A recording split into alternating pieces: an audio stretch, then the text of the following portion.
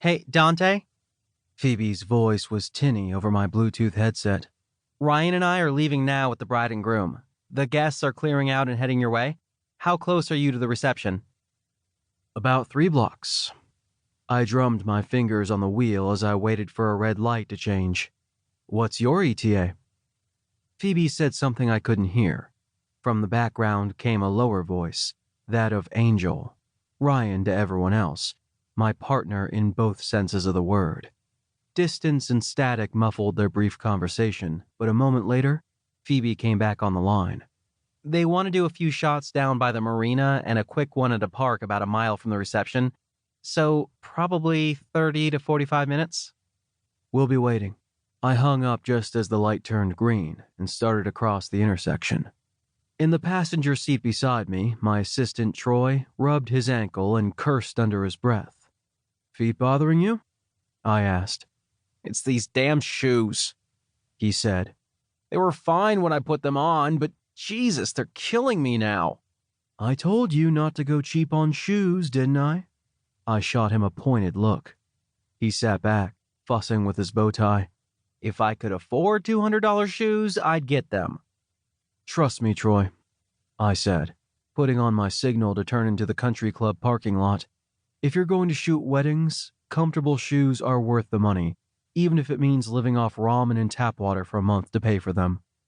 Well, if my boss gave me a raise. Don't push it. I pulled up in front of the stairs leading into the lavish club. I will, however, be nice and not make you walk across the parking lot this time. Thank you. He grabbed his coat and camera off the back seat, then got out so I could go park the car. He limped toward the stairs, and I chuckled to myself as I drove to the other side of the mostly empty lot. One of the earliest and most painful lessons of being a wedding photographer was that comfortable shoes were worth twice their weight in platinum, and the only thing worse than dealing with a bridezilla was shooting a wedding while one's feet were on fire. Angel and I had both learned that lesson the same way Troy learned it now, the hard way. After I'd parked, I got out and put my tuxedo coat back on. I clipped my battery pack to my belt, put the camera strap over my head, and joined Troy inside the club. We had, I guessed, about 10 minutes before the guests started arriving, so we split up to get shots of the various decorations, wedding favors, and, of course, the towering cake. About the time I'd finished playing pastry paparazzi, the double doors opened. Blinding natural light spilled across the dance floor and dining area, and I squinted against the brightness. 2 silhouettes entered the room, and when the doors fell shut behind them, severing the light, I blinked a few times until my eyes adjusted. When they had adjusted, and the pair of newcomers was no longer backlit, my pulse went haywire because the bride's brothers had arrived. The younger of the two was obviously the type who'd rather be in torn jeans and a punk band t-shirt than a tuxedo, at least if the piercings and long hair were anything to go by. He had the fine, I'll trim it just this once goatee, and insisted on wearing his wallet on a chain even when he was dressed to the nines. In spite of his bad boy wannabe appearance, he was friendly and polite, just like his siblings. And he was cute, I'd give him that, but nothing to write home about. The elder brother, though? Jesus Christ.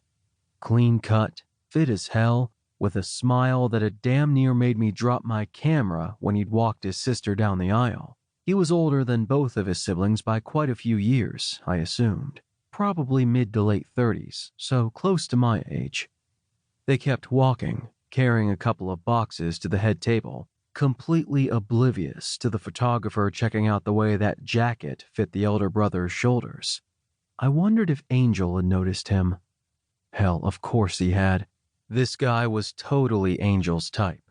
And he was wearing a tux. Tuxedos made hot men hotter. It was an undisputed fact, written into the laws of physics and thermodynamics.